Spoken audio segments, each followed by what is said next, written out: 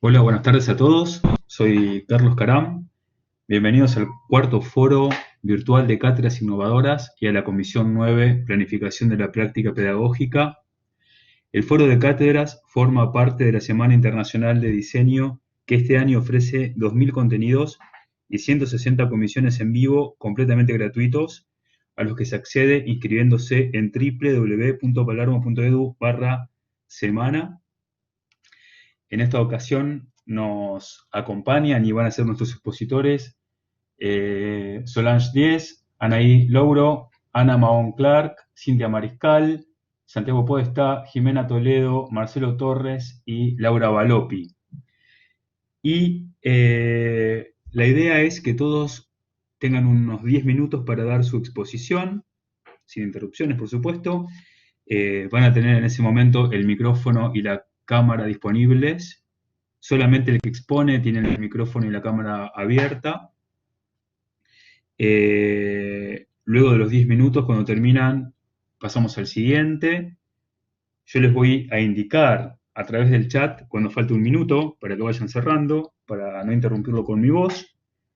Una vez que todos los expositores hayan expuesto, vamos a abrir el cierre de la comisión, que va a estar a cargo, la responsable del cierre es la profesora María Ángeles Pucineri, académica de nuestra facultad, y en ese momento ella va a decirnos y exponernos los principales ejes que se trataron en la comisión y vamos a abrir preguntas, respuestas y debates.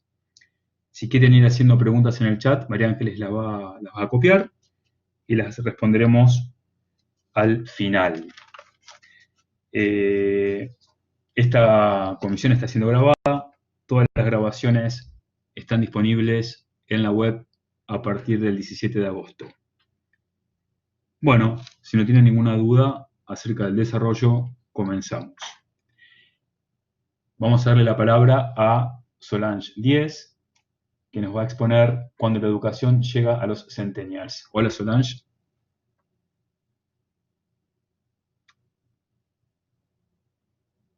Hola, ¿me Solange. escuchan? Sí, te escuchamos y te ¿Me ven? vemos. Bueno, Saco la perfecto. placa y cierro, voy a silenciar el micrófono así no te interrumpo. Y tenés Bueno, 10 minutos, Solange. Bienvenida. gracias. Bueno, yo voy a exponer unas palabritas sobre eh, qué pasa con una relación que encontré entre la educación online y los centennials. Antes que nada me voy a presentar por las dudas ante todos. Yo soy Solange Diez, soy profesora de Publicidad 1 en la Universidad de Palermo. Eh, bueno, voy a dar comienzo entonces a la exposición. El tema central de lo que quiero hablarles es la relación que encontré que hay entre la educación online y los centennials. ¿Quiénes son los centennials?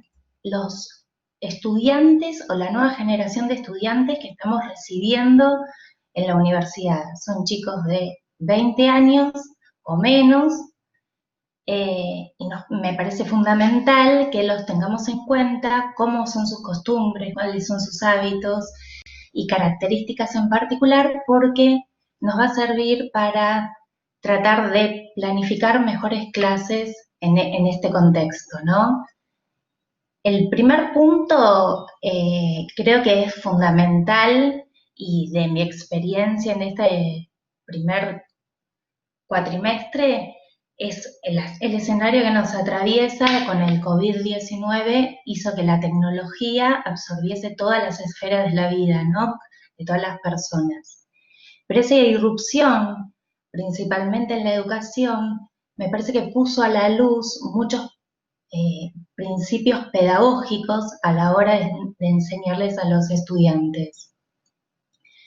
Y ahí es cuando yo empecé a tomar conciencia, cuando me tocó replanificar mis clases de manera online, quién era mi audiencia real. Y empecé a tomar dimensión que son chicos que nacieron con el auge de las redes sociales, por lo cual mi experiencia fue muy positiva porque me di cuenta que ellos en su naturaleza valoraban mucho esta experiencia virtual. Entonces, eh, quiero darles un pequeño pantallazo de cómo son estos jóvenes que estamos recibiendo en la universidad. Son chicos que nacieron en el 2000, son una generación que está absolutamente atravesada por la tecnología, donde la televisión o el videocable es antiguo, pero no un smartphone y la conexión a internet. Y están acostumbrados básicamente a lidiar con múltiples pantallas, a planificar, consultar, investigar o relacionarse y divertirse desde otros ángulos o desde otras perspectivas diferentes a las nuestras, ¿no?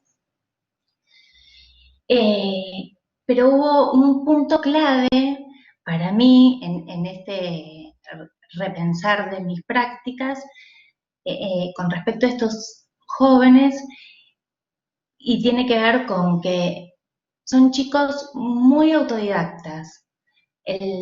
Por lo menos el 33% de ese grupo, según investigaciones, aprende vía tutoriales en internet. El 20% está acostumbrado a leer en tablets o cualquier tipo de dispositivo. El 30% por lo menos hace actividades con la computadora, está online.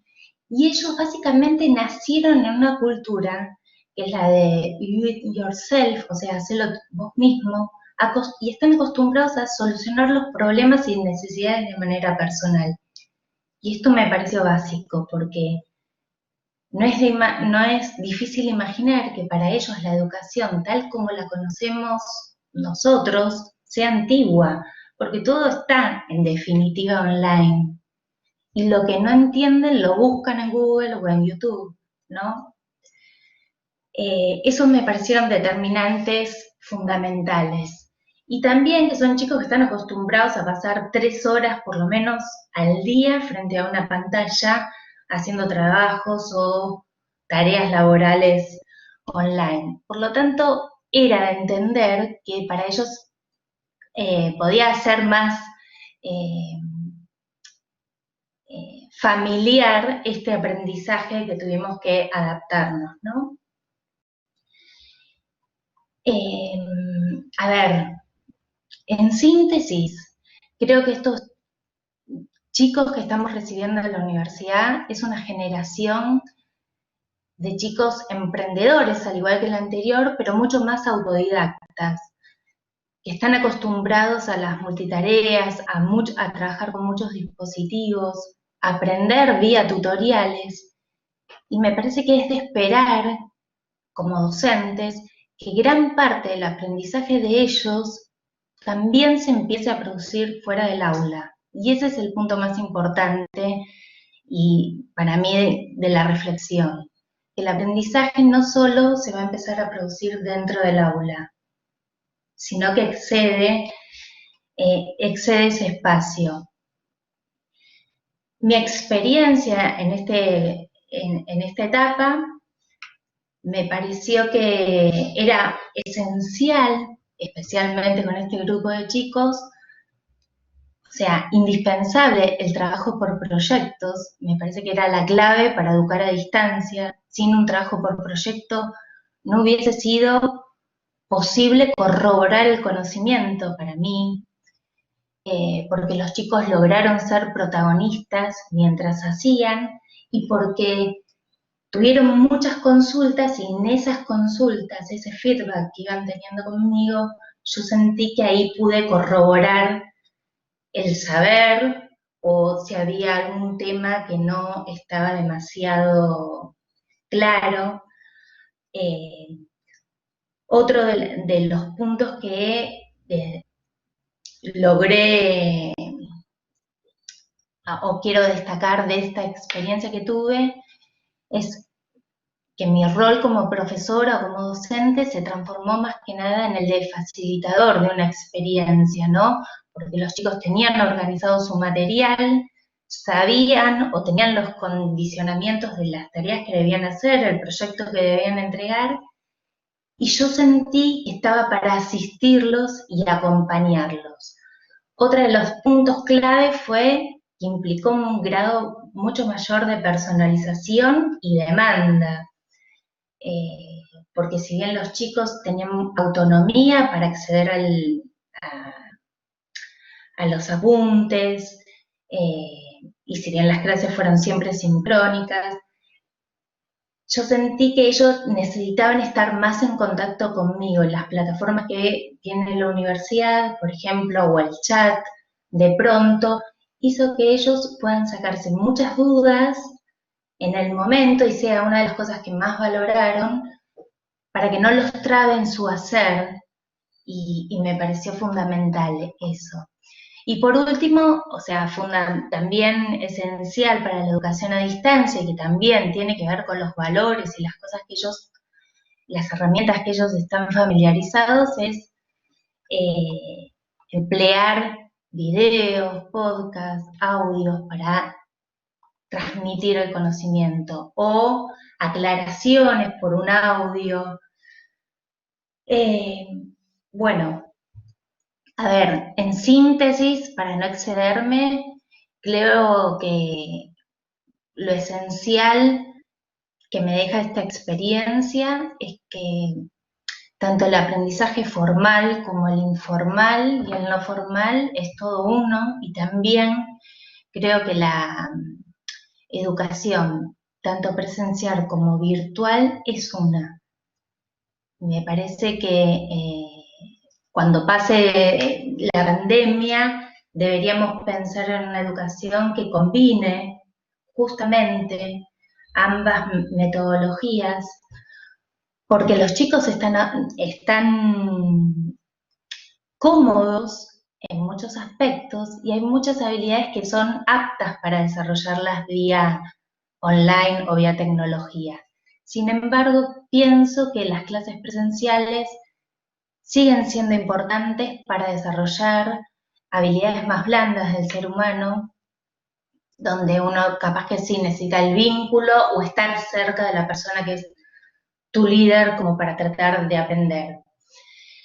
Eh, en síntesis, creo que en esta época que nos toca educar y teniendo en cuenta especialmente quiénes son los nuevos, la nueva generación que está llegando a la universidad, los docentes no podemos perder de vista que la educación que reciban los centennials justamente sea de utilidad para su futuro y que no sea más de lo que está en la red, que es mucho y es valioso también, y ellos lo cuentan y están acostumbrados a demandarlo. Por lo tanto, creo que ahí está nuestro desafío, ¿no? Tratar de pensar eh, cómo podemos hacer para tener prácticas a distancia, tal vez, combinando la colaboración, la cooperación, el compartir con los compañeros, el ayudarlos a crear y a su vez también pensar como docentes qué es lo que deberíamos empezar a enseñarles a los chicos a la distancia, ¿no? Probablemente tenga que ver con ayudarlos a desarrollar el pensamiento más crítico, a ser buenos oradores, a poder ser creadores, colaboradores, pero bueno, creo que un poco es eso lo que quería transmitirles. No sé si alguien quiere hacerme alguna pregunta. Gracias, Solange. Las preguntas las dejamos para lo último.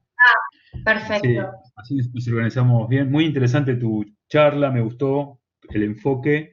Y sí, nuestros alumnos fueron facilitadores en este proceso para nosotros, colaboraron mucho para que todo salga bien. Ujú. Y está muy bueno incorporar nuevos entornos a la educación, porque es verdad, la escuela no es la única que enseña, la escuela no es la única que educa, ¿no? Eso es un mito de la modernidad, pero hay muchos ámbitos donde se educa, pero sin embargo la escuela lidera estos procesos. No es la única, pero es la líder, ¿no? En estos Sí, procesos. y me parece muy interesante conocer esta nueva población de centennials y es muy interesante que tengan autonomía, pero la autonomía también tiene un límite, ¿no? Porque siempre está el otro, siempre está el aprendizaje colaborativo. Eso también es responsabilidad nuestra de Ujú. sostenerlo. El aula como un gran espacio de construcción social, por más que yo sea autónomo, ¿no? Porque el ser autónomo es una virtud como el ser tolerante con límites. Si paso cierto límite, se convierte en un problema, ¿no? Porque en Bien. realidad, sí, perdón, ¿querés decir algo? No, no, no. Así que bueno, muy interesante, a mí me dejó pensando mucho, así que gracias, Solange. No, ustedes. De- Después hacemos el debate al final. Muchas Bueno, gracias. Convocamos ahora a Anaí Louro, que nos va a hablar de virtualidad y proyecto integrador, experiencias significativas. Hola, Anaí, ¿cómo estás? Hola, ¿todo bien? Ahí estoy prendiendo la cámara. Ahí está. ¿Cómo están? Bueno, yo Bueno, me silencio eh, entonces y te dejo. Suerte. dale, gracias, Carlos.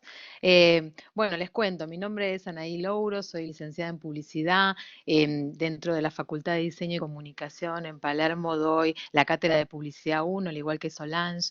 En el caso mío, el título estaba vinculado a un poco poner aquí o plantear un poco lo que fue el desafío de este cambio en función de un nuevo contexto, ¿no? A partir de esta pandemia que estamos transitando y que hizo que quizás repensar las prácticas que desarrollamos desde la enseñanza y el aprendizaje desde la virtualidad, ¿no? O sea, me pareció muy interesante la ponencia de Solange porque acuerdo y en muchos casos hay muchos puntos o conexiones en relación a lo que ella planteaba que vengo a traerles hoy. En relación, yo lo quería era dejar en claro cómo es el desarrollo de la asignatura, cuáles fueron los desafíos en función del traspaso de esta presencialidad física que generalmente transitamos en el aula común a un traspaso de contenidos, de desarrollo, de modalidad online, ¿no? O virtual, si se quiere. Veremos un poco en qué transita la diferencia. Eh, bueno, básicamente la asignatura Publicidad 1 en la Facultad de Diseño y Comunicación en Palermo tiene la particularidad de ser una asignatura introductoria al campo de la actividad publicitaria. No es una asignatura exclusiva para los estudiantes de la carrera de publicidad, sino que se comparte con alumnos o estudiantes de diferentes carreras, como son licenciatura en Relaciones Públicas, diseño de indumentaria, producción de moda, diseñadores gráficos, muchos también la toman como electiva, por ejemplo, diseño industrial, es decir, que el grupo de trabajo es bastante heterogéneo dentro de los conectores que podemos encontrar o conexiones que podemos encontrar en común, ¿no? La realidad es que el desafío dentro del aula común, o sea, cuando estamos en la presencialidad, uno puede ir haciendo una presentación, logrando que los alumnos se conozcan entre sí, viéndose, ¿no? O sea, esa cuestión tan interesante que tiene que ver con el contacto y que ahora hemos revalorizado tanto, ¿no? Eh, entonces, bueno, uno los conoce, se ve, cuentan sus necesidades. En la virtualidad eso también es posible, lo desarrollamos de una manera súper exitosa, los chicos se presentan. Lo que sí encontré, y por eso me pareció dentro de lo que tenía que ver con el título, las experiencias significativas en el aprendizaje dentro de este nuevo contexto y la virtualidad, fue la colaboración, ¿no? O sea, creo que el contexto está como de alguna manera falta de presencialidad, de esta cosa que nos parece que todos estamos como atentos y expectantes de cómo será, cómo desarrollará esta cursada, en especial para alumnos que por ejemplo en el caso mío, ¿no? Que me pasó con estos chicos que no tenían la experiencia online, ¿no? En la mayoría de los casos. Entonces era un desafío tanto para el docente, que tiene que abordar los contenidos de la asignatura, pero no olvidar que también estamos transitando un contexto determinado y ser empático con esta realidad, ¿no? Y para los chicos también. La realidad es que lo que encontré fue un grupo con mucha necesidad de transmitir sus experiencias, de, como bien manifestaba Carlos, de un aprendizaje colaborativo, en donde es como que salen a flor de piel mucho más las necesidades de la colaboración, el ayudarse cuando son profesiones distintas o, bueno, de alguna manera se están capacitando en diferentes ramas distintas y quizás uno tiene más conocimientos de diseño, el otro no los tiene, cómo colaborar. Y me pareció que vi más a flor de piel esta particularidad dentro de un entorno virtual que fuera del entorno cuando es en el ámbito de la presencialidad. Si bien, como bien decía Solange, yo noté algunas cositas de las que planteó, me pareció muy interesante en donde ya no podemos marcar como compartimentos estancos lo presencial de lo virtual, sino que tenemos que pensar en esta era y a partir de toda esta experiencia vivida y que vamos transitando en el proceso de enseñanza-aprendizaje, la posibilidad de pensar un entorno más, un mix de entorno, ¿no? Tanto presencial como virtual, en donde podamos empezar a encontrar herramientas que nos permitan, por un lado, mejorar la transmisión o facilitación de los saberes que vamos transmitiendo, porque la realidad es que como docentes, o por lo menos es la mirada que yo tengo, no soy un transmisor de saberes, sino un facilitador del proceso. Entonces uno lo que trata es de acompañar al estudiante en que conozca, que vaya desarrollando y vivenciando, ¿no? El aprendizaje significativo. La realidad es que una de las cosas que puedo transmitir es que el proyecto integrador que pensó la facultad es una súper herramienta que me ayudó muchísimo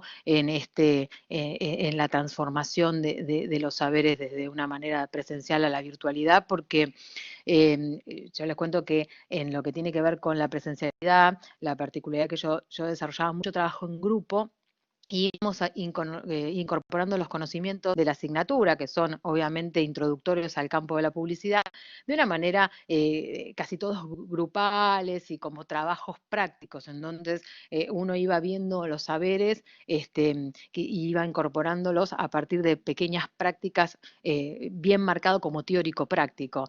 La realidad es que el formato virtual con el proyecto integrador y con esta nueva modalidad de enseñanza-aprendizaje que está tratando de desarrollar la facultad, me permitió, primero, poder trabajar con diferentes instancias dentro de un mismo proyecto, en donde cada alumno abordaba intereses propios, ¿no? El proyecto integrador está vinculado, en el caso de mi materia, a una campaña publicitaria que tienen que desarrollar. Para llegar a tal fin, vamos transitando diferentes conocimientos que tienen que ir incorporando, desde el armado de un brief, pasando por todo lo que es el desarrollo de estrategias creativas, pasando también por la planificación de medios.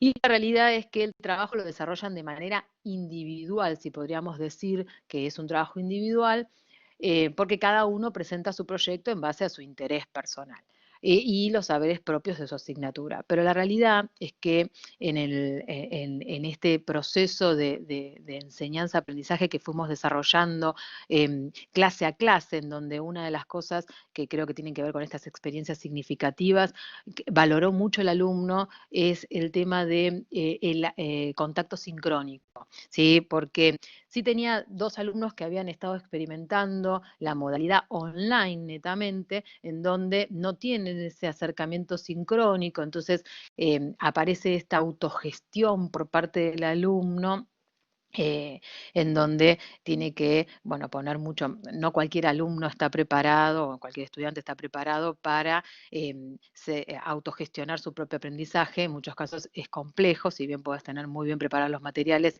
para que aborden, también implica cierta disciplina, o sea, es como complejo, ¿no? Hay algunos alumnos que están muy preparados y otros que necesitan ese contacto. Bueno, lo que sí valoraron tanto los alumnos que habían estado desarrollando algunas materias online como aquellos que estaban por primera vez generando esta experiencia, es el hecho del acompañamiento sincrónico, ¿no? Que teníamos todas las semanas, en un día por semana, como si fuese nuestra clase física, presencial, si se quiere, o de anterior, ¿no?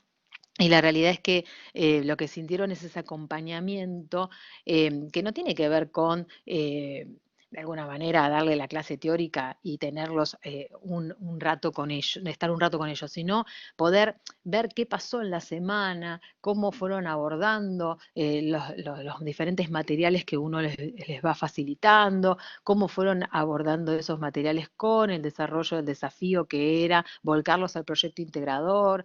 em, y cuando llegamos al momento del aula, del encuentro sincrónico, se desarrollaban unos debates súper ricos, o sea, en relación no solo al proyecto de uno, sino acompañando y debatiendo sobre el proyecto de los demás, ¿no? Me parece que además ese acompañamiento de chicos que quizás no se conocían porque no cursaban ninguna asignatura común entre ellos, también es como que demuestra como un muy grado de compañerismo que fue muy interesante, por eso me pareció que era una experiencia muy positiva en el desarrollo de cómo resultó este primer cuatrimestre pasando de una modalidad a otra, con una cabeza, porque bueno, también uno como docente, yo no soy docente de materias a distancia, entonces uno también tiene que hacer cierto ejercicio personal, ¿no? Como docente, de decir, bueno, ¿cómo hago para que estos estudiantes reciban los conocimientos que uno quiere que reciban, pero no como si fuese que doy la clase, ¿no? A modo pizarrón, si se quiere, y que tampoco apabullarlos de recursos. Yo creo que hay que empezar a encontrar un equilibrio entre lo que verdaderamente es significativo en el aprendizaje virtual y lo que es accesorio, ¿no? Cuando hablo con otros docentes que les ha pasado obviamente y que tienen esta experiencia de tener que haber pasado de la presencialidad a la virtualidad, en muchos casos te encontrás con docentes que te dicen, yo los lleno de recursos a mis alumnos, ¿no? Busqué un montón de videos en YouTube, les pongo muchos enlaces, bajo un montón de material en PDF y el alumno, lejos de agradecer demasiada información, es como que es apabullarlos, ¿no? Porque la realidad es que esto es real que para el docente es un desafío porque implica ponerse mucho más em, en los contenidos, ¿no? De la asignatura. A veces hay materias que uno las da, diría de taquito, entre comillas, ¿no? O sea, estás acostumbrado, yo soy licenciada en publicidad, son conocimientos introductorios, ¿no? O sea, es claro que uno conoce y nada tranquilo en esas aguas de lo que es abordar los conocimientos de la asignatura.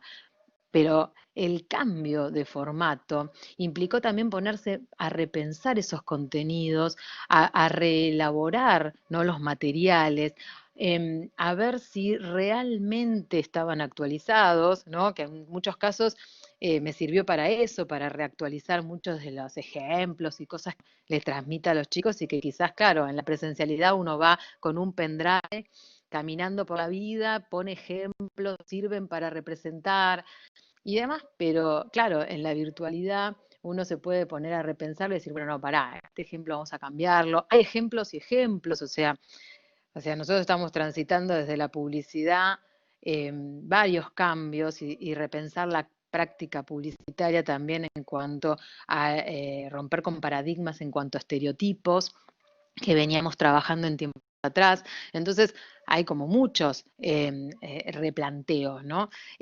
Así que bueno, la realidad es que como para ir redondeando dentro de lo que tiene que ver con estas experiencias y el desafío fue, claro, pasar de la presencialidad a la virtualidad, tratando de abordar los saberes para que haya buenas prácticas de enseñanza-aprendizaje.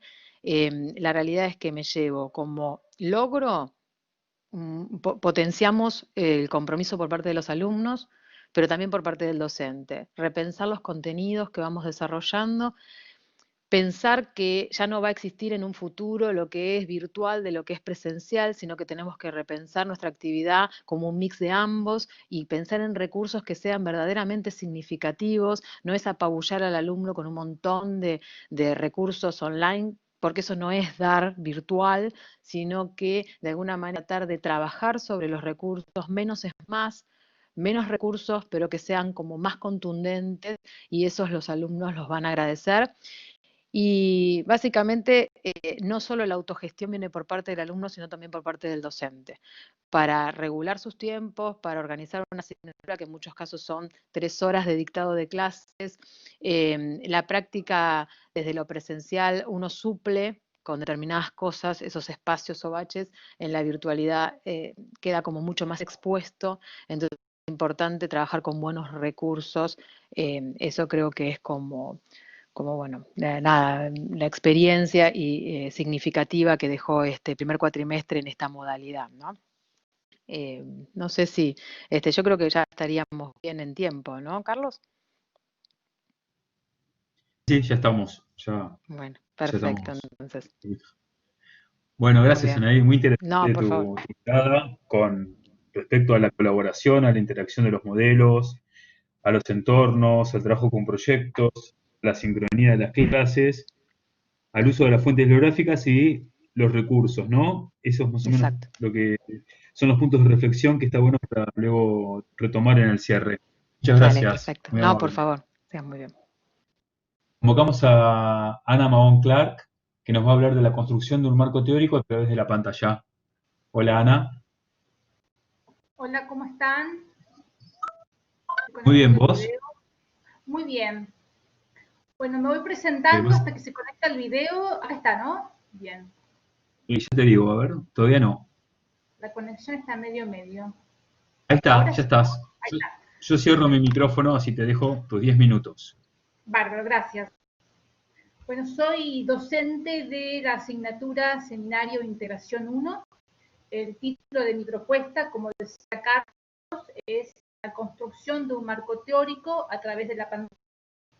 Mi propuesta fue reflexionar acerca de Internet como el hipertexto por excelencia. Este es un concepto que, si bien surge del ámbito de la informática, yo lo traje más vinculado al ámbito literario, en donde en realidad se habla de un texto que se conecta con múltiples textos en una interdiscursividad que parecería no tener límites.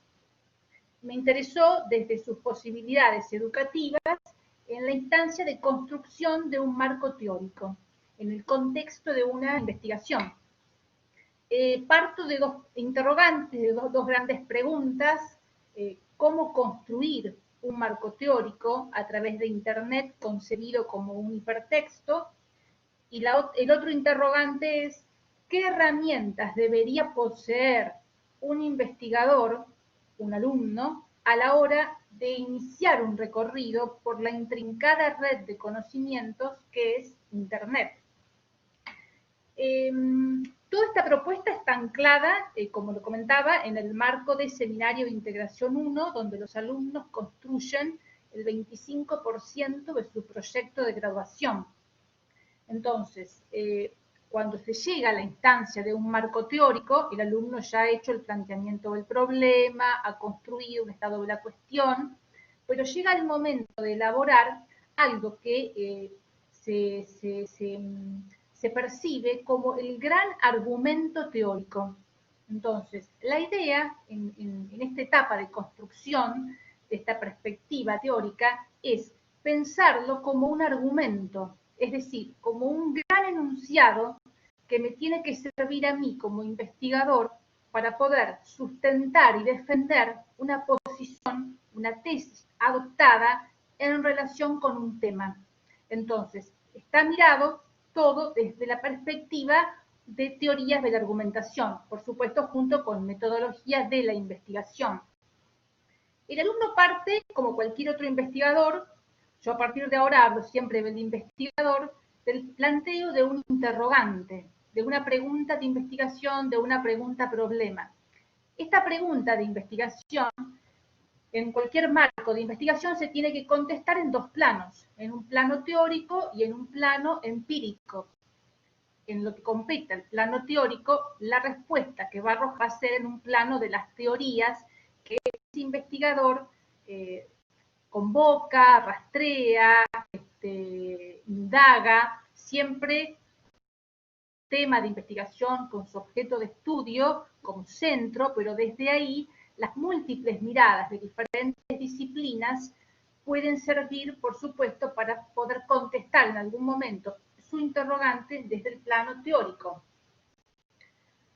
Uno de los interrogantes planteados en esta reflexión era ¿qué herramientas debería poseer un investigador a la hora de iniciar un recorrido por Internet? Cuando llegamos a esta instancia, tanto en la modalidad presencial como en la modalidad online, en la que se cursó este cuatrimestre, partimos de pensar en qué recursos, qué herramientas, con qué herramientas cuenta cada investigador para iniciar la construcción de su marco teórico, porque tiene herramientas, o sea, es una instancia en donde en un principio el trabajo parece arduo o inabarcable, pero en realidad no lo es así, porque el investigador tiene herramientas. La primera gran herramienta es el interrogante, la pregunta de investigación que tiene delimitación. Ya hay una delimitación que es temporal, que es geográfica, que es semántica. Hay un recorte teórico que está dado por el mismo tema de investigación. El investigador, el alumno, en su proyecto de graduación ya ha elegido palabras claves. Ahí está el recorte. Hay una guía de autores. Se trabaja mucho en el curso, como en cada proyecto de graduación, el alumno tiene que vincular su tema con una asignatura. En principio con una asignatura central. Pueden ser 2 o 3 más. Entonces, la propuesta es siempre esta. Vayan a la planificación académica de cada una de esas asignaturas, porque en cada planificación hay recorte teórico. Y dentro de ese recorte teórico, que sigue siendo amplio, ustedes van a indagar y van a buscar los autores específicos que se acercan, que se aproximan a su objeto de estudio. En la instancia de modalidad online, lo que yo encontré, por ejemplo, que me pareció un aporte muy, muy importante, fueron los documentos conceptuales, porque más allá del tema que cada uno indaga, en esta asignatura es importante metodología de la investigación en ciencias sociales. En la modalidad online hay documentos conceptuales para cada una de las etapas y se fue trabajando con ellos siempre en cada clase, porque las clases fueron siempre sincrónicas. En la primera parte de la clase se trabajaban con los documentos conceptuales y la idea era siempre esta. Piensen que en lo que es la parte conceptual de metodología de la investigación, tienen parte de su sustento teórico en cuanto, por ejemplo, la elección de determinado concepto, la relación, la ubicación en un índice, etc. Dentro de lo que es la modalidad online, por supuesto que cobró una gran relevancia precisamente el conocimiento detrás de la pantalla, o sea, en el hipertexto. Nos dedicamos a recorrer, en parte, por supuesto, se trabajó con todo el material que ellos tienen en biblioteca de Universidad de Palermo. Están los recursos de investigación de diseño y comunicación, donde tienen una gran cantidad de bibliotecas virtuales, de lugares específicos, todos siempre vinculados a diseño y comunicación. Bueno, por mi parte, yo les traigo siempre, en algunos casos los conocen, en otros no, signos que, por ejemplo, la revista Signis, que está muy anclada en lo que es semiótica, pero la semiótica vinculada con la moda, con el diseño urbano, con la publicidad, con las relaciones públicas, otros sitios, por ejemplo, Adcomunica, la Asociación Argentina de Semiótica, sitios como INTI, etcétera, etcétera. Pero la idea fue realizar un recorrido, esto en clase también, en función de cada tema, aprovechar y explotar la enorme cantidad de bibliotecas virtuales y de sitios donde ellos tienen, en su gran mayoría, pudieron ampliar su marco teórico, buceando de alguna manera en estos sitios. En la modalidad presencial, cuando se llega a esta instancia hay mucho trabajo siempre en el aula, en donde yo les pido que cada uno vaya presentando su marco teórico, el resto escucha y aporta también, porque la riqueza en que pasaba mucho, que por ejemplo estaba exponiendo a alguien de diseño de indumentaria, porque quería, por ejemplo, aprovechar o explotar una materia prima nueva, novedosa, por ejemplo, las siliconas en diseño de accesorios. Y pasaba que alumnos de diseño industrial compartían alguna experiencia de su carrera y su conocimiento, por ejemplo, sobre la materia prima y cómo explotarla, y se intercambiaban autores. Entonces, lo que yo noté que precisamente al hacer clase sincrónica, que todo ese trabajo de intercambio, porque la primera parte de la clase a lo mejor es un poco más teórica, más de metodología, pero en la segunda parte yo les pido que de a uno fueran intercambiando información y nutriéndose de alguna manera, ¿no? Y siempre les digo, no interesa que no sean de la misma carrera, porque todas están vinculadas. Entonces, para cerrar, consideré que a partir del trabajo del marco teórico, explotando los recursos que nos da el hipertexto y el conocimiento que se puede encontrar detrás de la pantalla, se logró estimular el intercambio de conocimiento entre pares. Se logró establecer un diálogo fluido entre la teoría y la práctica, donde la primera fue el fundamento de la segunda. Y finalmente, construir una perspectiva teórica a través de los recorridos de lectura por el hipertexto permite lograr aprendizajes significativos y finalmente construir conocimiento, que es la finalidad de un proyecto de graduación o de cualquier investigación. Gracias. Gracias, Ana. Muy interesante tu propuesta de un tema tan difícil como construir un marco teórico. Me encantó la propuesta, la metodología, ¿no? El tema de indagar, del marco teórico como hipertexto, de ver las herramientas, de ver las delimitaciones, los recortes, porque una de las cosas que los estudiantes por ahí les resulta dificultoso comprender es que el marco teórico no tiene que estar todo en el marco teórico, sino es todo lo contrario, ¿no? Justamente el marco teórico es el recorte que me va a ayudar a mí a abordar el objeto de estudio que estoy planteando. Entonces, si pongo todo, cuando pongo todo es nada, ¿no? Digamos. Entonces, justamente lo difícil del marco teórico es delimitar, no agregar. Justamente eso es. Y las conexiones entre los conceptos también es armar una red, ¿no? Así que, bueno, me gustó mucho tu propuesta, muchas gracias. Después en el final de la comisión abrimos las preguntas y el intercambio. Gracias, Ana. Vamos a convocar ahora a Cintia Mariscal, que nos va a hablar de una experiencia remota, apuntes para pensar el proceso pedagógico virtual de la materia Introducción a la Investigación. Hola, Cintia. Hola, estoy poniendo el video. Dale. Ahí está. ¿Se te escucha bien? Ahí está. Ahí me ven, ¿no? Bueno, ahora te vemos. Yo voy a silenciar mi micrófono para no interferir. Y tenés 10 minutos, Cintia. Gracias. Perfecto, gracias. Bueno, mi nombre es Cintia Mariscal, soy licenciada en Ciencias de la Comunicación y doctoranda en Ciencias Sociales en la UBA. Estoy en la Universidad de Palermo en este cuatrimestre de virtualidad. Me tocó dar la materia de Introducción a la Investigación, que es una materia que ya venía dando, pero de forma presencial.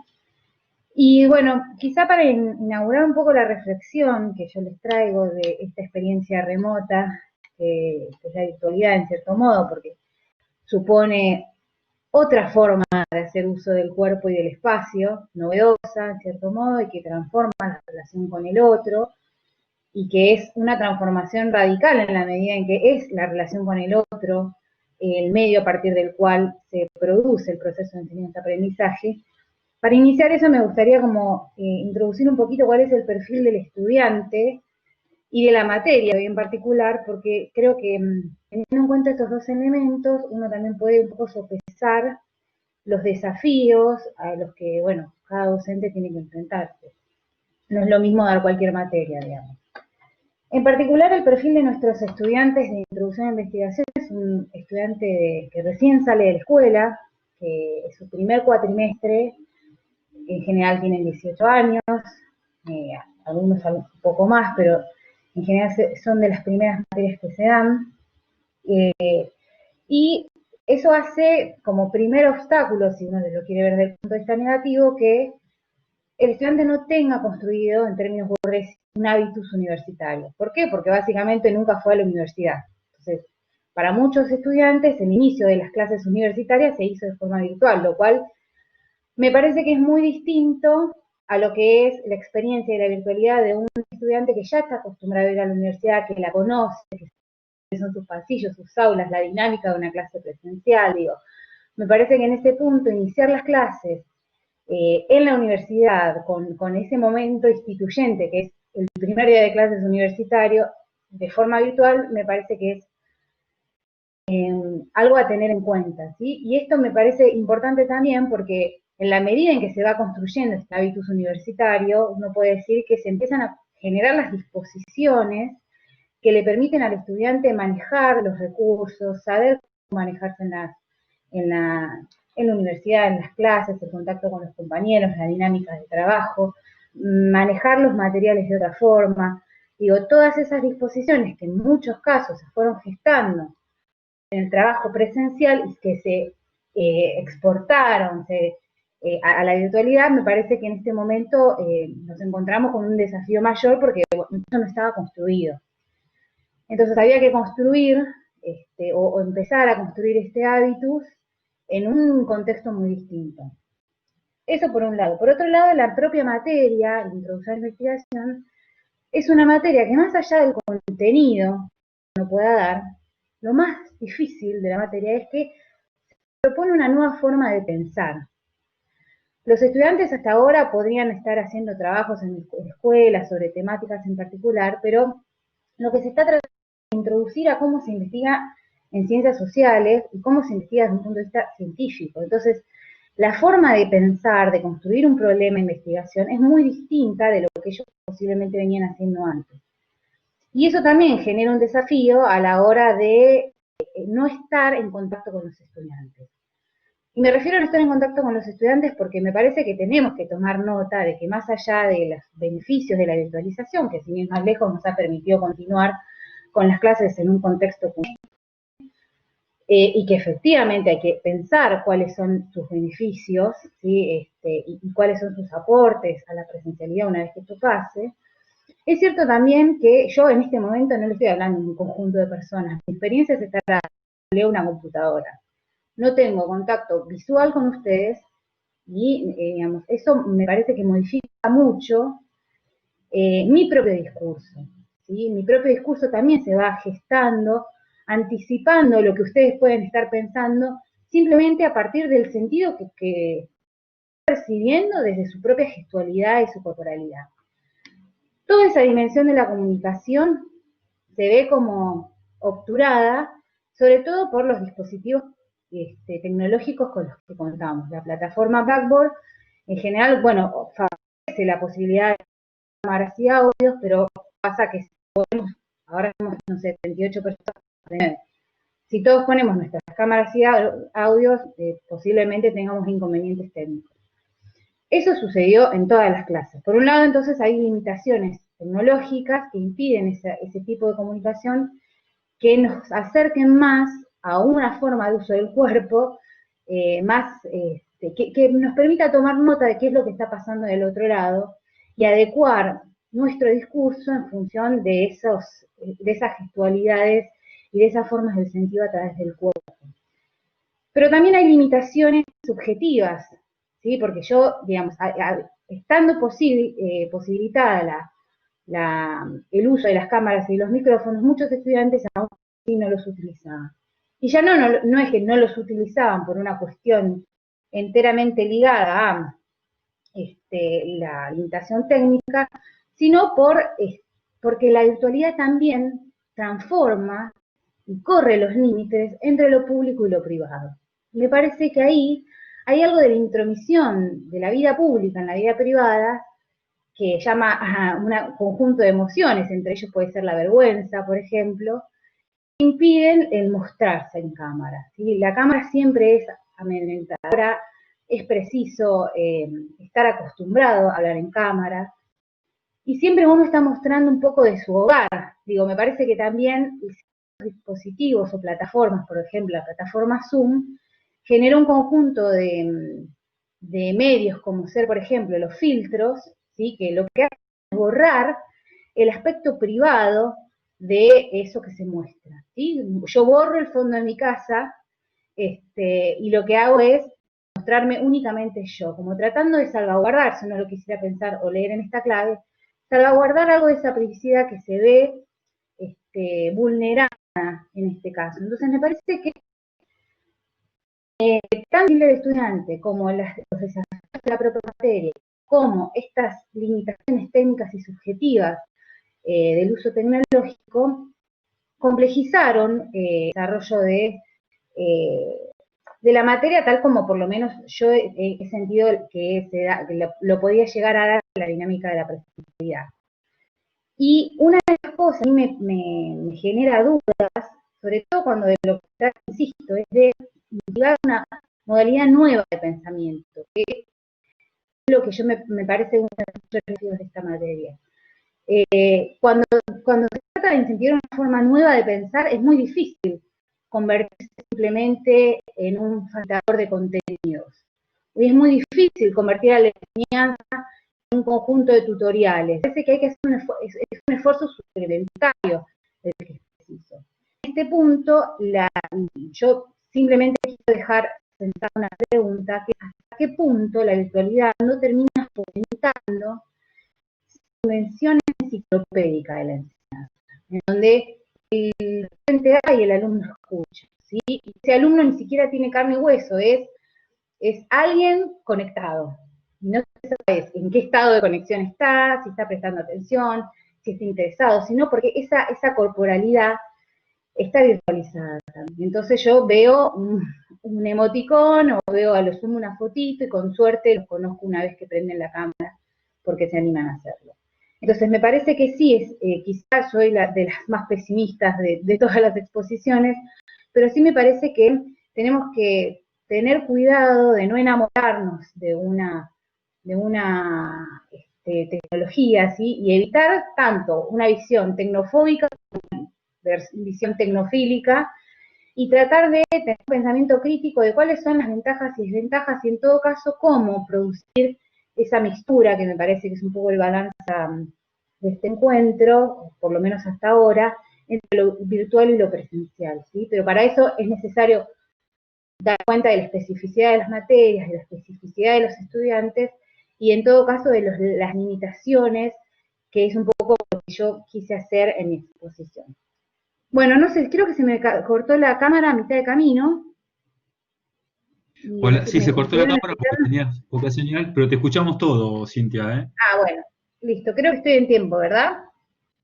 Perfecto, perfecto, una exactitud impresionante. Bueno, muchas gracias. Bueno, gracias a vos, muy interesante tu mirada, la verdad me gustó mucho. La mirada de no enamorarse de la tecnología, porque en realidad lo que prima acá no es tanto el dispositivo tecnológico, sino las estrategias pedagógicas y el acontecimiento de la clase, la humanización del vínculo, ¿no? Digamos, esas cosas que nunca tenemos que perder de vista, así que hay un montón de conceptos que yo anoté: evitar lo tecnofóbico, lo tecnofílico, los límites entre lo privado y lo público, el hábitus universitario. Bueno, hay un montón de conceptos que planteaste que es muy interesante y que quedan como preguntas, y bueno, que después, si hay tiempo, lo retomaremos en el cierre. Gracias, Cintia. Muy bueno. Convocamos ahora a Santiago Podestá, que nos va a hablar de la transposición del cuento a la pantalla. Hola, Santiago, ¿estás? Hola, ¿se escucha ahí? Se escucha, perfecto. No tengo, Sí, medio con tengo un un problema eco. tecnológico, sí, porque me lo puse en el teléfono también, porque no tengo la cámara en mi computadora, está mal. Entonces puedo tratar de ver por el teléfono o hablo sin cámara y bueno. No, prefiero que hables sin cámara porque si usás dos dispositivos hay eco. Así que si querés Dale, hablar sin cámara, con uno. dale, perfecto, perfecto. Sí, tuve un problema con la cámara en la computadora, así que bueno, problemas de la tecnología, como bien mencionaba. Sin hagas problema. Yo voy a poner la placa de la comisión, que quede como fondo, y encima está tu voz. ¿Te parece? Perfecto.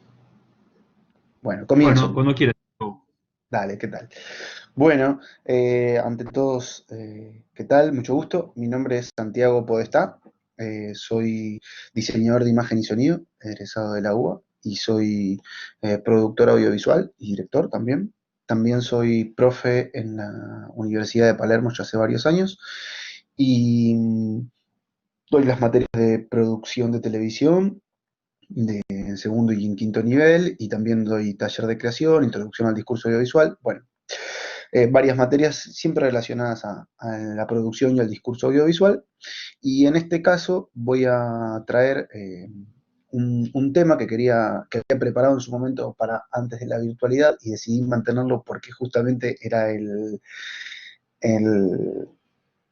un poco la idea de la comisión, que como bien nos dice acá el fondo, trata sobre la planificación de la práctica pedagógica, y me parecía que decidí mantenerlo a propósito justamente porque, bueno, porque si bien tengo mis miradas positivas y críticas sobre la virtualidad, quería traer esta experiencia que a mí me resultó muy provechosa y la había utilizado el año pasado, la había realizado el año pasado, y quería traerla a este espacio tal y como lo había pensado antes de que la pandemia llegue a nuestras vidas. Entonces, quería contarles una experiencia que realicé en el taller de creación 3 el año pasado. La experiencia podrán ver que se llama del cuento a la pantalla, en la materia taller de creación 3, que es principalmente para alumnos que estudian audiovisual o comunicación audiovisual o imagen y sonido o cine. Y la idea era justamente trabajar con los alumnos lo que llamamos la transposición. ¿Qué es la transposición? Es justamente un fenómeno, podríamos decir, un fenómeno en el cual, al cual estamos muy acostumbrados como espectadores a ver, pero es muy complejo por ahí pensar en la realización, llevar a la realización de la obra audiovisual. Entonces les propuse a los alumnos trabajar en un análisis para luego realizar una producción audiovisual, es decir, un corto, donde se produzca el fenómeno de la transposición. Llamamos a la transposición a esta idea que es cuando pasamos un discurso de un dispositivo a otro, de un dispositivo a otro. Es decir, cambiamos justamente la idea de resignificar desde dónde nace un discurso, artístico, y cómo a través de una suerte de análisis y un trabajo interno sobre la obra madre hacia una obra nueva, se produce una nueva obra. Claro, muchos van a decir que estoy hablando por ahí de una adaptación, pero justamente cuando trabajamos en este tipo de análisis, hablamos de que no se producen adaptaciones, o creemos que la adaptación es una mirada más simplista, y si no, lo que estamos haciendo justamente es proponer esta idea de transponer, llevar de un discurso a otro, entendiendo todo un marco y toda una lógica sobre qué ideas se transponen de un lugar a otro. Lo que les propuse a los alumnos como parte de mi planificación pedagógica justamente fue empezar primero por un análisis, acercar a los alumnos a algo que tal vez ellos, sobre todo los centennials, como hablaban por ahí, están más acostumbrados, que es, bueno, al discurso visual, a estar permanentemente pegados a la pantalla y entender todos desde la lógica de las imágenes. Entonces yo lo que les propuse fue, utilizando ciertas películas o directores que ellos conocían, les propuse que vayan a los cuentos originales. Me traté de elegir algunas obras que ya existían y que tenían, y que eran de alguna forma, tenían cierta pregnancia en los últimos años en el audiovisual, y les pedí que vayan y lean. Entonces tomé algunos cuentos, les dije que hagan un análisis en detalle entre entre el cuento, propiamente dicho, y cómo luego se volcó en la pantalla a través de ciertas líneas que les pedí. Para decir rápidamente, trabajamos con inteligencia artificial de Steven Spielberg, que está basado en un cuento de Brian Aldiss, en Las babas del diablo de Cortázar y la versión de Antonioni de Blow Up, en Minority Report de Philip Dick y Spielberg, y en Rashomon, la de Kurosawa y la de, creo que se llama Akutawa, el autor, y después en Sleepy Hollow, ¿no? En las leyendas de Sleepy Hollow y el cuento y su transposición. Y la verdad que les propuse que no solamente vean si se parecía o no se parecía, justamente, sino que pudieran entender las distintas aristas por los cuales se trabaja los distintos niveles entre el texto fuente, el texto madre y su posterior transposición. A partir de eso, los alumnos hicieron un análisis donde cada uno fue exponiendo y fue explicando su punto de vista. Y Akutawa, ahí me sopla. Muchas gracias, si no me acordaba.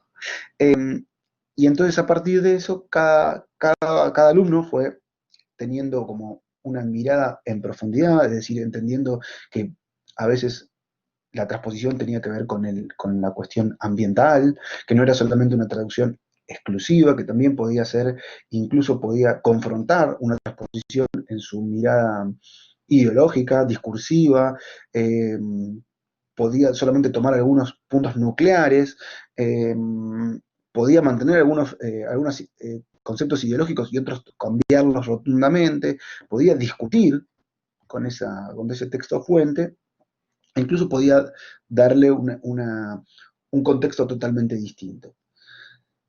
Esa investigación, que en principio era de manera individual, llevó a que la segunda parte les propusiera entonces que salgan ellos a buscar cuentos, a buscar autores que se sintieran interpelados. Con una serie de condiciones, les permití trabajar por grupo justamente por la particularidad de que tenían que producir un corto finalmente, y era un corto que nunca habían hecho, con una duración que nunca habían hecho. Yo les propuse que el desafío era ir a más, nunca habían producido más nada de 5 o 6 minutos, entonces yo les propuse hacer un cortometraje de más de 10, 15 minutos, pero con un texto fuente que ellos elijan. Principalmente tenían que contar una historia, tenía que ocurrir una historia.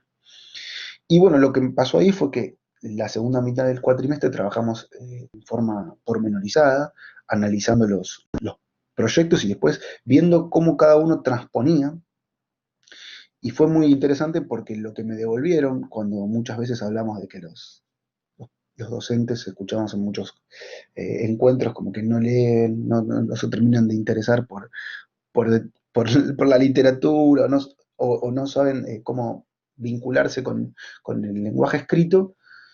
Bueno, terminé teniendo un grupo que me trajo un cuento de Edgar Allan Poe, dificilísimo de la transposición, porque era muy complejo en su historia. Además, digo, no tengo que explicar la narrativa de Edgar Allan Poe. Y después otro grupo que me trajo un cuento de Arthur Conan Doyle, también un policial que ocurría en 1875.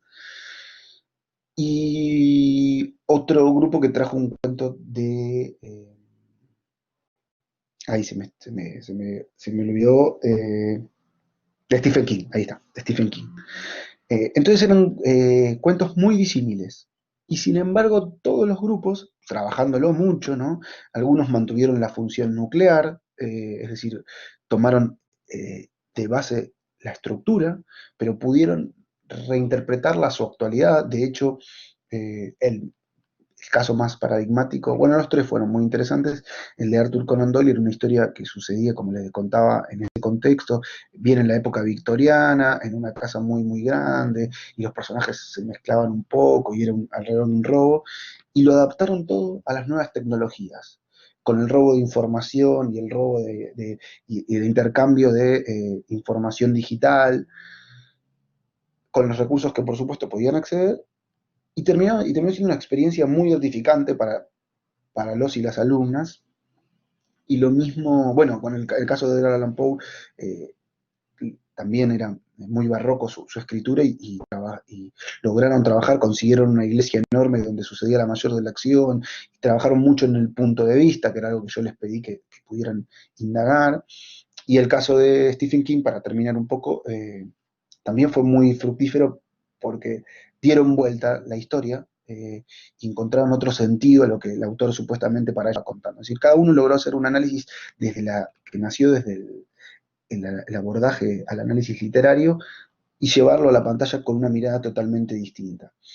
Y a su vez lograron poder trabajar en forma grupal, en conjunta, cada uno dividiéndose en distintas tareas y, bueno, atravesar todo un proceso que cuando hicimos el foro final, el encuentro final entre todos, donde compartimos experiencias, lo, lo- lo- lo que me resultó muy rico fue justamente que todos dieron cuenta de que al principio sentían que no iban a poder, que no iban a poder, que cuando les conté hacia dónde íbamos, eh, se pensaron que iba a ser muy difícil, que no iban a poder entender, que les iba a costar mucho poder convertir en imagen y sonido un texto literario, que no iban a poder, que no iban a poder abordar esos textos, que les iba a resultar pesado.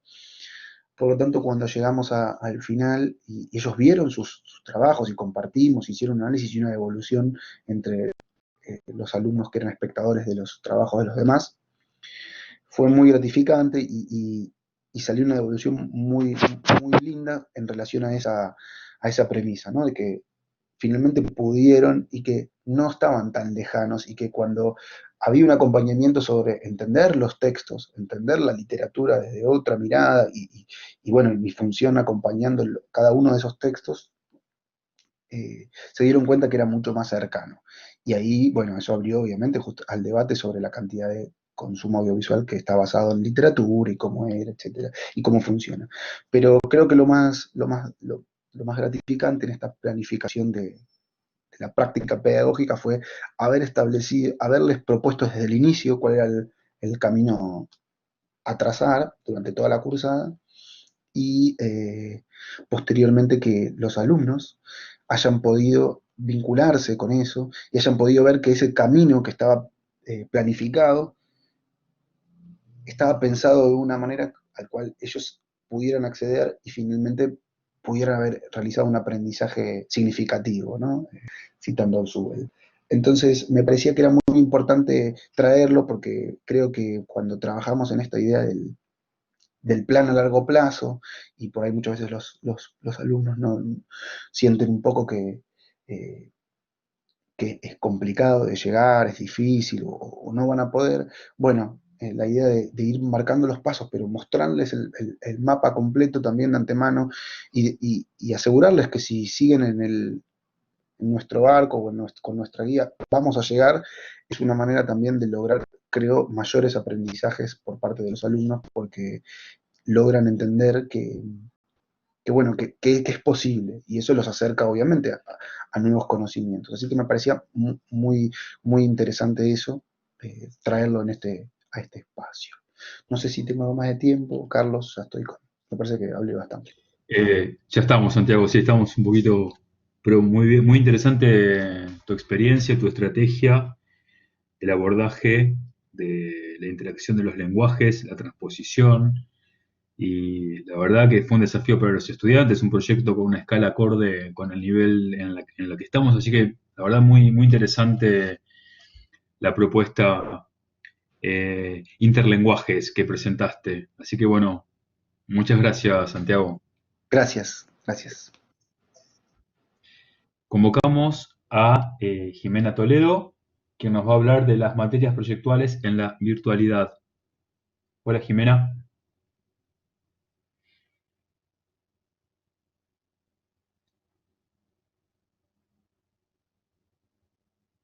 Ahí te vemos. No, no te escuchamos, eso sí. A ver si hay un problema con el micrófono.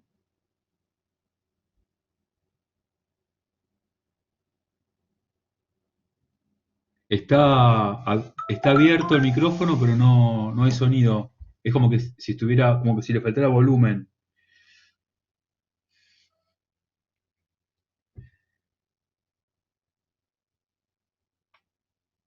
El micrófono está abierto, pero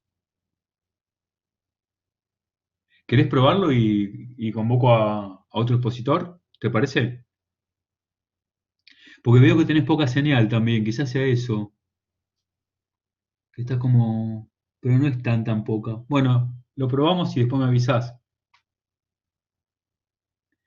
Bueno, convocamos entonces a Marcelo Torres, quien nos va a hablar de mi práctica docente.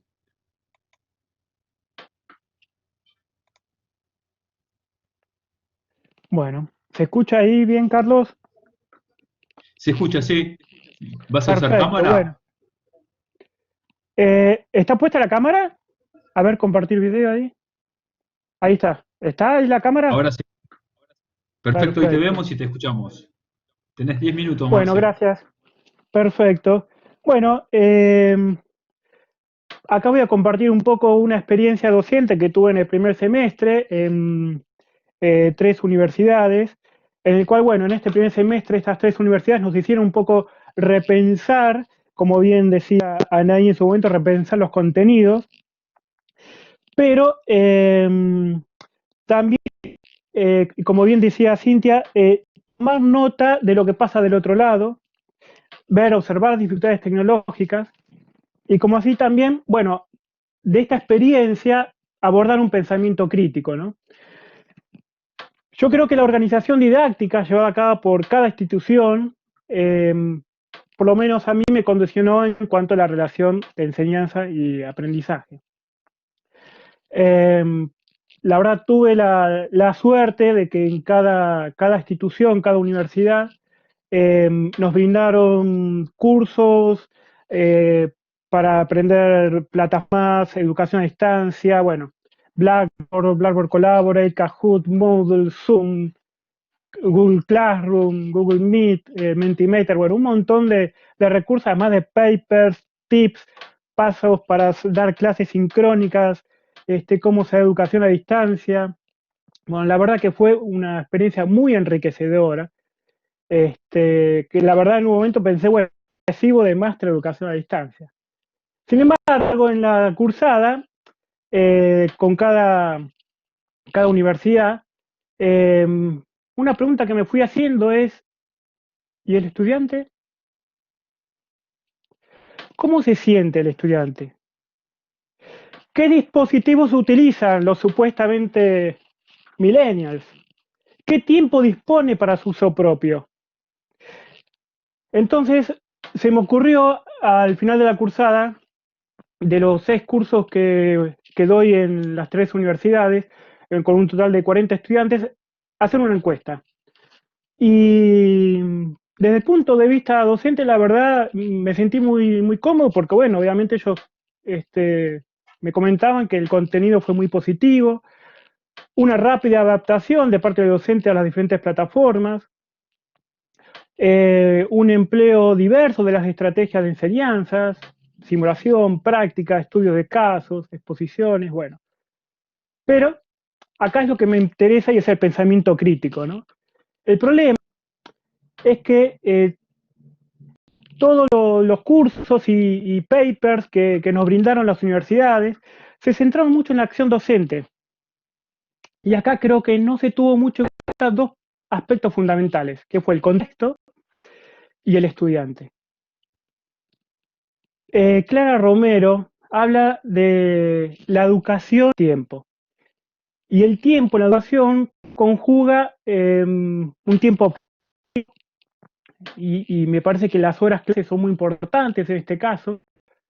El estado de ánimo que ella menciona que es el tiempo subjetivo y el tiempo social, esto de que el entorno nos condiciona. Otro punto importante también es el que aborda Cabrera, es la conciencia que se tiene del otro, ¿no? Es decir, crear una empatía. Entonces, yo creo que en los resultados que obtuve de las encuestas hubo un denominador en común por parte de los estudiantes, que fueron tres cosas. Por un lado, poder lograr tener la atención durante 3 horas de clase. Esto fue muy, muy variable en cada universidad, ¿no? Porque en muchos casos ellos me comentaban que era un cansancio provocado por el excesivo uso de la pantalla. Estamos hablando de millennials. Por otro lado, el aspecto emocional del estudiante, en el cual, en un contexto en el cual la angustia de no saber qué puede llegar a pasar, nos preguntaban cuándo volvían las clases presenciales, la desmotivación porque no sabían cómo iba a ser este tipo de cursadas que ellos no se lo habían planteado, ni tampoco el docente. La incertidumbre de si iba a continuar de esta manera o no, bueno, y la impotencia porque obviamente eran circunstancias en las cuales no tenían todos los recursos necesarios. Y aquí voy a un tercer punto, que es la disponibilidad tecnológica, es decir, ya sea desde el lado del dispositivo como del lado de la conectividad. Comentaban que tenían problemas de conectividad y esto se agrega a la accesibilidad, porque algunos utilizaban celulares, durante 3 horas, celulares, tablets o las PC, ¿no? Pero muchas veces estos dispositivos tenían que ser compartidos por familiares, por los padres o por los hermanos que estaban estudiando en el mismo horario o que trabajaban también, en el caso de los padres. Entonces no tenían, les causaba esa impotencia de no tener la disponibilidad tecnológica necesaria. Y eso obviamente iba implantado a todo lo que recién les comentaba, ¿no? El lograr tener la atención necesaria durante el tiempo que ellos podían llegar a tener, el aspecto emocional que esto les causaba. Entonces, me parece que evaluar la acción docente también involucra no solo revisar los objetivos, los contenidos y las estrategias y los recursos, sino y fundamentalmente el manejo de los tiempos y empatizar con el otro. Me parece que esto es importante para lo que se viene, ¿no? Me parece que esta experiencia no buscada, porque no fue dentro de un entorno de educación a distancia, sino que fue una emergencia sanitaria, en aislamiento social, y que no tuvo en cuenta aspectos sociales como los recién mencionados. Por eso me parece que a futuro establecer un diagnóstico de la situación de los estudiantes en cuanto a disponibilidad de los recursos y del estado emocional es fundamental. Por otro lado, establecer un acuerdo dialogado entre los estudiantes para ver el modo de educación a distancia que les sienta mejor. Y administrar mejor los tiempos, como mencionaba anteriormente Anaí. Tengamos en cuenta que una película dura 2 horas y media o 3 horas. Y una clase no le puede competir nunca a una película durante 3 horas. Entonces, es un gran desafío. Si bien la planificación de un curso online requiere tiempo y preparación, tanto para los estudiantes como para los profesores, en este caso, desde la práctica docente, presentó la oportunidad para ofrecer nuevos desafíos para una práctica que en mayor o en menor medida llegó para instalarse. Y me parece que este es un punto importante para reflexionar nuestras prácticas, ¿no? Pensamiento crítico. Bueno, creo que ahí es un poco lo que pude mencionar sobre mi experiencia. Gracias. Gracias, Marcelo. Muy interesante tu mirada y los indicadores de análisis que estás incorporando, como el tiempo social, la empatía, la disponibilidad tecnológica del dispositivo, de la conectividad. Bueno, son indicadores que realmente ahora influyen en la calidad de las clases y que hay que tener en cuenta y está muy bueno como para debatirlos. Así que muchísimas gracias. Ahora sí convocamos a Jimena Toledo, que nos va a hablar de las materias proyectuales en la virtualidad. Jimé, a ver si ahora podemos. A ver si ahora funciona. A ver, sí, ahora te escuchamos, perfecto. A ver Pero si... qué bueno. Y también nos Ahí te vemos. vemos te vemos y te escuchamos. Genial. Cierro mi Genial, completo. micrófono, así no interfiere y tenés 10 minutos, Jimé. Buenísimo. Buenísimo. Bueno, ¿qué tal? ¿Cómo andan todos? Mi nombre es Jimena Toledo, soy diseñadora gráfica, magíster en comunicación y creación cultural. En la universidad doy materias dentro de publicidad y dentro de imagen y sonido. Y en este nuevo contexto que se nos presentó, que nos interpeló y que no nos preguntó mucho, ¿no? Que era lo que en un punto nos tocaba, migrar nuestros conocimientos y nuestra forma de enseñanza a lo que es una plataforma virtual, a una forma virtual.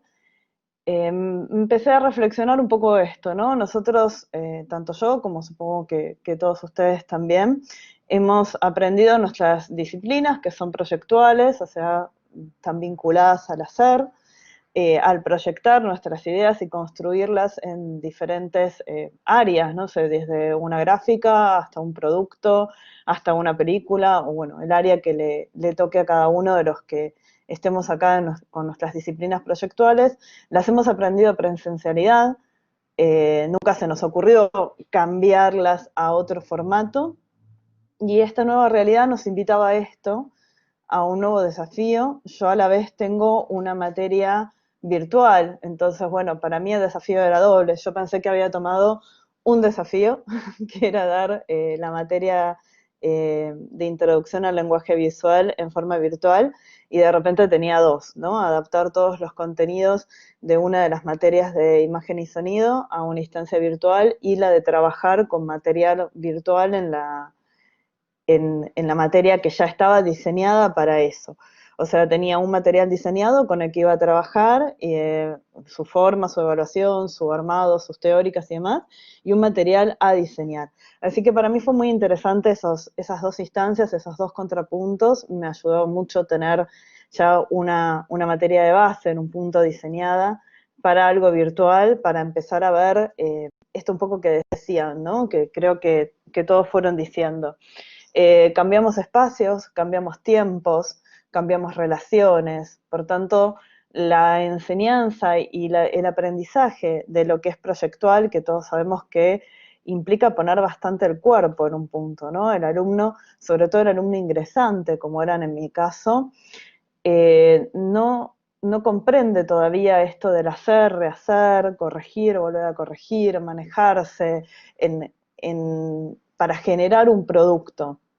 Entonces, todas esas cosas que uno en el aula las va manejando de acuerdo a cómo el alumno se comporta, cómo nos mira, si está entendiendo o no está entendiendo, había que manejarlas distintas.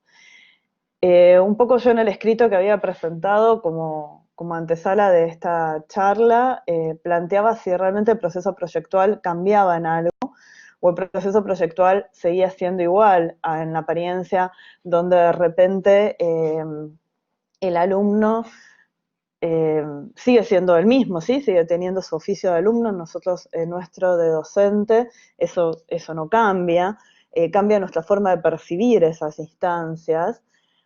Y también plantear si cambiaba en algo este proceso proyectual, ¿no? Este proceso que tiene una investigación, un análisis de información, una primera bajada, una reelaboración de esa bajada.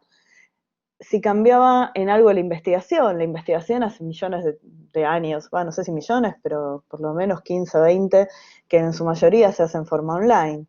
Sí, ellos son un poco más reacios, los alumnos, a investigar en campo, los tenemos que invitar a hacerlo. En este caso no había posibilidad, así que solamente tenían la instancia de investigación online, pero eso ya lo vienen haciendo. Entonces uno se empezaba a preguntar si realmente este cambio era tan radical o no. En mi experiencia los resultados fueron bastante similares a los que obtengo en la presencialidad, en el aula. Las identificaciones de ciertas personalidades, de gente más participativa, menos participativa, también han sido bastante similares. Sí creo que tenemos que empezar a considerar o a pensar en que trabajamos en muchos espacios, ¿sí? Ni siquiera en dos, donde trabajamos en el espacio de cada uno, esto que hablaba hace un rato Marcelo también, que tenemos que tener en cuenta las condiciones de habitar de cada alumno. Trabajamos en millones de tiempos, he recibido tantos mensajes a las 4 de la mañana como a las 3, a las 2, a la 1. Hubo que explicar que, bueno, todo bien, pero que estaba bueno que ellos también pudieran administrar mejor sus tiempos, que no me charlaran cada vez que hacían un cambio, que estaba buenísimo que lo quisieran compartir conmigo, pero que no tanto. Hubo que empezar a ver esto, ¿no? Tiempo, espacios y vinculaciones, ¿no? Como el vincularnos también, el vincularse con esta pantalla, ¿no? Yo ahora veo el señor Foro 1, señor en gris, a Marcelo veo la foto y veo un más 34, ¿no? Una cosa muy, muy loca. Tenemos que aprender a vincularnos y a pedir también cierto feedback del otro lado como para generar una relación. Si no, es muy difícil generar una relación con la pantalla y solamente desde casa. Entonces, bueno, si bien... El señor Foro 1, te estoy hablando. Sí, señor Foro 1, Yo. estamos en tiempo. Sí, no, como querías un feedback. Sí, muchas gracias, señor Foro 1, ¿cómo le va? De nada, encantado. Muy bien, ¿y Marcelo sigue por ahí? Muchas gracias, Lorena. Marcelo, no sé si está por ahí, igual le estoy remandando al frente. Ahí hay otro que saluda, buenísimo. Pues bien, ¿cómo andan todos? Vieron que es raro, es difícil, ¿no? Desde ese lado, como que uno siente que en un punto hasta está hablando solo hasta que pide esto, ¿no? Y creo que este es el otro punto, ¿no? La necesidad o la búsqueda de ir pidiendo feedback para conocernos, para saludarnos, para vernos de alguna manera, aunque no nos estemos viendo tan cara a cara, ¿no? Estas necesidades que todos tenemos de recibir esto, de alentar también esto y de dar un poco ese espacio y ese tiempo, y no tanto, y empezar a trabajar esto que charlaba recién, ¿no? El manejo del tiempo. Yo debo confesar, estoy bastante vinculada a las redes, me encanta, laburé tiempo de community, y me gusta eso, no vamos a llamarlo adicción, pero sí no soporto ver mensajitos sin leer, y yo tuve que ponerme tiempos y yo tuve que enseñarle a mis alumnos a ponerse tiempos. Entonces creo que si bien esto del proceso proyectual no creo que esté cambiando tanto, igual es un debate mucho más largo, que necesita mucho más tiempo, y sobre todo mucho más tiempo de observación. Creo que el proceso proyectual está igual, cambia sí esta instancia de necesidad de corrección en el espacio, ¿no? Cuando uno corregía un laburo estaba como sobre el laburo, más cerca, marcaba, y este marcar también se hace muy, muy aburrido, si voy marcando uno a uno. Esto también que charlaba hace un rato, una película dura 2 horas y media, y cuando fuimos a ver El Señor de los Anillos y tuvo intervalo en el medio, nos queríamos matar todos, ¿no? Era bastante largo, aunque la película era buenísima. Entonces creo que en todas estas instancias son cosas de aprendizaje que tenemos que volver a aprender. Como ya dije, todos nosotros y todos nuestros profesores enseñaron proyectual, ni materias e instancias proyectuales, en presencial. Y a nosotros nos tocó el desafío increíble de hacerlo en otra plataforma, en otra instancia, en una cuestión virtual. Yo les decía a mis alumnos, entiendo que puede llegar a ser un garrón y un embole, pero es interesantísimo esto que nos está pasando, y somos los primeros y instancias prácticamente únicos de vivenciar esta experiencia. Así que los invito a reflexionarla, a charlarla, y bueno, gracias por todo el feedback que aparecieron ahí. Señor Foro 1. Gracias a ustedes, hasta luego. Gracias. Te bautizaron, señor Foro 1. Chao. Bueno, lo que Jimena se plantea en su charla es cómo la metodología del diseño y los procesos proyectuales se adaptan y se planifican de una manera particular en las aulas virtuales, ¿no? Muy interesante, con una tradición de presencialidad tan fuerte. Bueno, buenísimo. Ahora convocamos a la última expositora, Laura Balopi, que nos va a hablar de una ponencia llamada Puertas Adentro. Hola Laura, ¿estás por ahí? Hola, ahí estoy. ¿Cómo va? Hola, ¿Todo bien? ¿cómo No sé si se estás? me escucha, Qué si se lindo me ve. verte. ¿Te vemos? ¿Te No, escuchamos? Perfecto. Yo cierro el micrófono, tenés buenísimo. 2 minutos, Lau. Bueno, bueno, ¿qué tal a todos? ¿Cómo están? Yo, a diferencia de todos, voy a contar una experiencia muy breve. Yo soy docente de hace mucho tiempo en la Universidad de Palermo. Doy las materias de diseño, ¿sí? Los ingresantes, diseño 1, diseño 2, los talleres, taller 1 y 4 son de dibujo, con lo cual soy una docente bastante práctica. Aula taller, más que nada. Y este cuatrimestre, así como muy al principio y a los ponchazos, me encontré con que no sabía para dónde arrancar con todo lo que había planeado de alguna manera, con todo lo que tenía ya en automático, como escuché también algunos de los profes decir por ahí. Me hubiera gustado mostrarles un poco el resultado de todo lo que estuvimos haciendo durante el cuatrimestre, que eso era lo más importante, pero bueno, también después les dejo las redes como para que vean un poco lo que hicimos. Fue muy difícil, pero le encontré un lado muy positivo, impensado también, el hecho de que yo estoy siempre metida entre los alumnos, entre los hilos, las agujas, entre los cortes y el dibujo, a una modalidad completamente nueva. Aclaro que me sirvió mucho cada vez que todos los años empezaba y arrancábamos con las charlas de Carlos, que siempre se lo digo, esta cosa de que tiene que cambiar la modalidad de evaluar, la modalidad de enseñar, la modalidad de aprender, obviamente no solo del alumno, sino nuestro también. Y la manera en que yo había planeado mi cátedra era absolutamente otra y muy diferente. Arranqué con una inspiración en diseño, con una inspiración en dibujo, también investigando arquitectos, colores, formas. Y yo particularmente tengo en la cátedra una constante, ¿sí? Un equipo muy grande de asistentes, a los cuales también capacito de alguna forma, ¿sí? Es algo que me permite la universidad y que la verdad estoy muy contenta. Y en esa capacitación, no solamente de los alumnos y los docentes, también enseño diferentes técnicas y retomo técnicas ancestrales como el tema del manipular el textil, del bordado, del estar en contacto con materiales y con miradas y con un montón de cuestiones que en este momento no los tenían, ¿sí? Con ciertas dificultades también que al principio tuvimos en cuestiones en cuanto a la informática, pero después, por lo menos yo y en gran parte lo pude solucionar. Y la verdad es que un poco me conecté con el tema de mis antepasados, el tema del tema de todo lo que vivió mi familia en cuanto a la guerra, pocos recursos.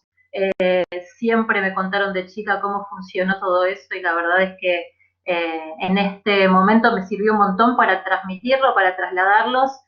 Hay un mensaje que yo les transmití a ellos y que tenía que ver con lo que tenían, con lo que podían y con lo que teníamos al alcance. Tuvimos que planear todo nuevamente, ¿sí? Todas las materias que yo estaba dando y con otros recursos completamente diferentes.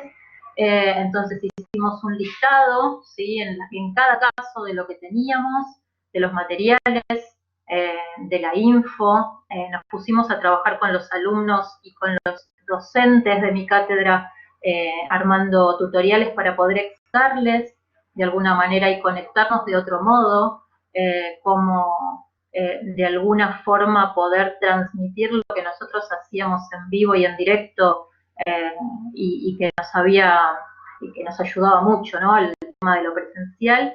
Y creo que nos conectamos con otra parte muy importante que tiene que ver con lo que pasaba dentro de cada casa, lo que se vivía dentro de cada casa y cómo podían ayudar de alguna manera entre todo el contexto a que el alumno siga aprendiendo y siga avanzando. el conectarnos también, explicando por diferentes redes sociales. Yo no soy mucho de la parte de las redes, sino que lo utilizan más entre los chicos, pero me pude adaptar bastante bien. Y de alguna manera, cuando comenzamos a trabajar la parte material, los chicos se pudieron adaptar perfectamente, entendiendo que de alguna manera, a través de diferentes recursos, podían lograrlo, ¿sí? Al principio escuché por ahí un profesor que decía que al principio pensaban que les iba a resultar muy difícil y que lo pudieron lograr. En mi caso pasó lo mismo. Yo, como resultado final, puedo decir que podría adaptar perfectamente estas materias impensadas, como el dibujo y como el diseño y como el trabajo de lo manual y de la manipulación que había desde lo presencial a lo virtual. Y la verdad es que como resultado final, el agradecimiento de los chicos, sobre todo en cada caso, cuando tuvieron que hacer una síntesis de lo que habían pasado en la materia, los contenidos que se lograron se bajaron perfectamente a instancia virtual, y una reflexión que salió de acuerdo a esto a esta síntesis de la cual les hablo, que se llama De cómo lo hicimos este 2020, ¿sí? Un textil común, que llamamos, porque un textil común, un saco olvidado, lo que tengo, lo que dejo y lo que me llevo. Un textil común porque utilizamos materiales que tenían en la casa, no se podía salir a comprar absolutamente nada. No podían tener, obviamente no podían salir, y la verdad es que eso era una limitación, un limitante, un saco olvidado porque pedimos prendas que tengan en la casa y a través de esas prendas empezar a trabajar y de alguna manera comenzar a resignificar un poquito todo ese contenido que teníamos que decir. Lo que tengo, lo que dejo y lo que me llevo, y esta es como para cerrar un poco la reflexión más importante, es que tiene que ver con los recursos que se pueden aprovechar y los prejuicios que uno deja en el camino, ¿no? De un mundo en donde se observaban y se proponen formas ideales, entre comillas, ¿no? De las siluetas, de la imagen, de la belleza, a un mundo más humano y un mundo más real, ¿sí? Para trabajar y para observar, en donde muchas personas participaron del resultado final, que fueron los prototipos, las prendas que se lograron como resultado final, puestos en familias, en amigos, en la persona que tenían cercanos, en el contexto, en el interior, resignificándolos, escribiendo los chicos de la misma forma de todo lo que les había pasado en el medio de todo eso. Y la verdad es que, bueno, nada, ese es como la síntesis de todo lo que pasó en el cuatrimestre. Es algo bastante, a diferencia de lo demás, bastante práctico y bastante taller, ¿no?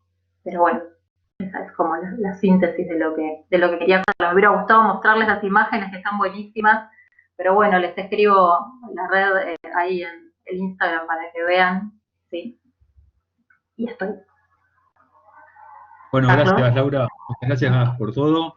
Muy, muy interesante tu exposición, me gustó el tema de volver al origen, cuando todos estamos reformulándonos, no está mal volver al origen, ¿no? En algún punto.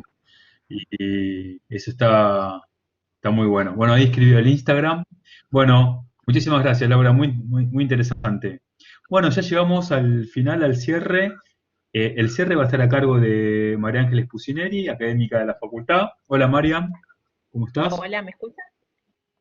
Te escuchábamos, sí. No sé si vas a prender la cámara. La cámara según yo la tengo prendida, pero... Y esperamos ahora... A ver. Sale como que...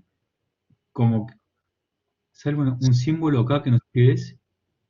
Yo tampoco. Su conexión nos mostrará este video, dice.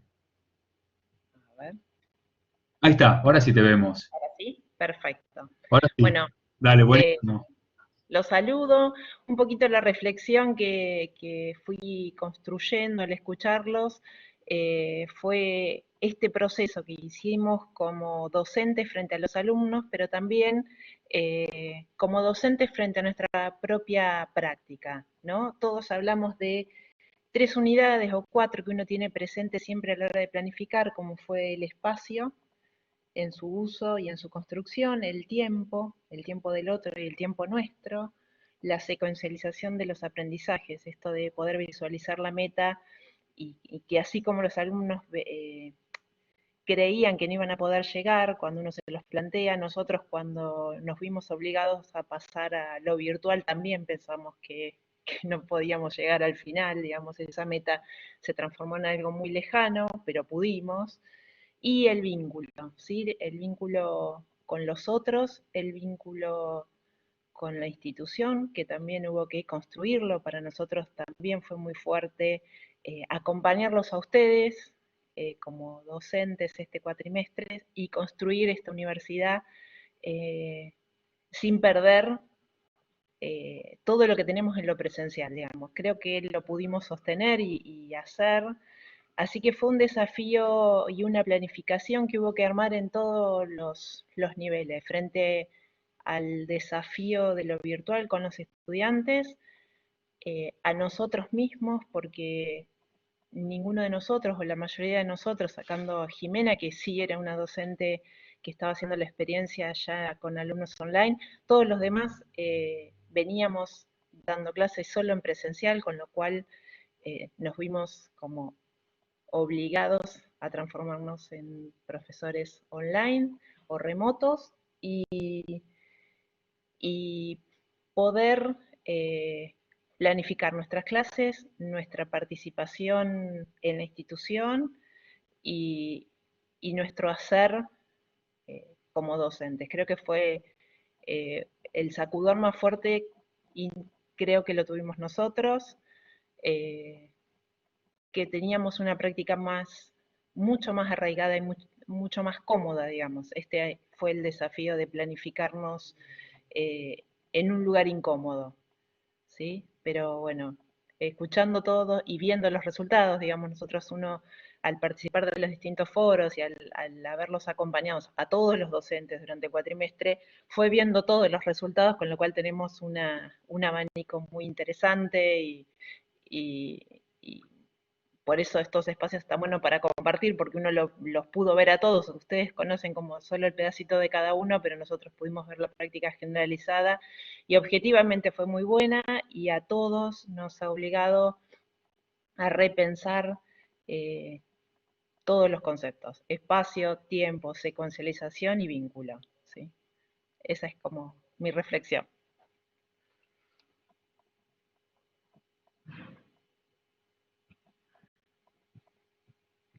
Carlos, cuando quieras, puedes hacer el cierre.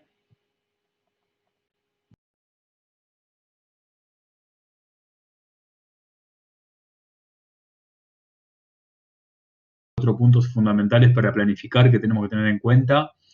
Y estamos, bueno, ya casi cerrando, porque ya a las 16 empieza la otra comisión. Yo quería agradecerles a María Ángeles por coordinar el cierre y por enriquecer el espacio, a todos los profesores que estuvieron acá, por los aportes, por las miradas y también por enriquecer nuestra práctica y nuestra planificación, que estamos en un punto que hoy yo decía que en un principio estábamos con el DES y ahora estamos con el reflexionar, rever, reconstruir, resignificar, ¿no? Estamos con todo volver a. Y bueno, y medio como que se nos hizo un poquito móvil el piso y no sabemos dónde estamos. No sé, creo que hay algunas preguntas. Estoy viendo algunos chats. A ver si tenemos tiempos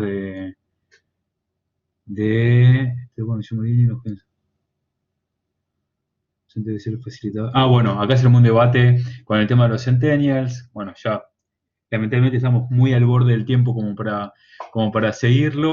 Y bueno, y reconocer todo el esfuerzo desde la facultad, le estoy hablando ahora en nombre de la facultad, todo el esfuerzo que hicieron los docentes para llevar adelante este proyecto, este cuatrimestre, las clases, los procesos de aprendizaje, fue todo un éxito, gran parte gracias a todo el esfuerzo de ustedes, toda la energía que pusieron, todo lo que saben a disposición del otro, así que, bueno, mil gracias por todo, y bueno, el que quiere quedarse, seguimos con una comisión a las 16, otra a las 18, y todos los días en este foro hay comisiones a las 10, a las 12, a las 14, a las 16 y a las 18, hay 5 comisiones por día, así que bueno, mucha suerte, un gusto verlos, los extraño mucho, y bueno, son todos muy amables, y gracias por todo el apoyo que nos dieron. Bueno, hasta la vista.